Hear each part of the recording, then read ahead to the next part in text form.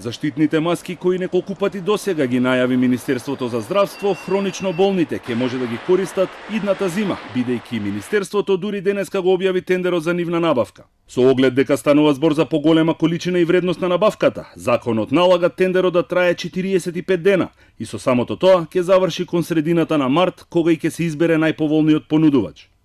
Дури потоа може да почне нивната дистрибуција, па затоа може да се очекува дека хронично болните ќе ги добијат маските најрано во април. Министерот Венко Филипче потврди дека тендерот денеска е испратен од Министерството. Ги пратевме законските процедури, набавката мораше да влезе во планот за јавни набавки, тоа го направивме веднаш на почетокот на месецот, претходно правевме проверка на цени, понуди и така натаму. И се надевам дека веднаш кога ќе маските стигнат и ќе бидат дистрибуирани до граѓаните. Можеше ли да се направи интервентен увоз, да се склучи непосредна спогодба за набавка на маски? Па гледайте, сакаме да се сите постапки отворени, транспарентни, конкурентни, да не дозволиме никој да биде на никого да не му се даде предност.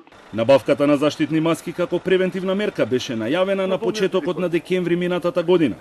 Министерот Филипче кажа дека ги анализираат ризичните категории, за да може да проценат колку маски треба да се купат и стигнаа до бројката од 50.000. Министерот тогаш најави дека се одлучува како да ги дистрибуираат, иако постапката за нивна набавка воопшто не беше почната и препорача да се јаде повеќе овошје и зеленчук. Скопје вчера повторно беше најзагаден град во светот. Во последните 15 на дена, во конкуренција на над 4500 градови, Скопје два пати ја освојува непопуларната и смртоносна титула најзагаден град на планетата Земја. Владата најави мерки за борба против загадувањето преку програма за чист воздух, за која има одвоено буџет од само 2 милиони евра. Најголемиот дел од парите се наменети за субвенции за печки на пелети и прочистувачи на воздух во училиштата.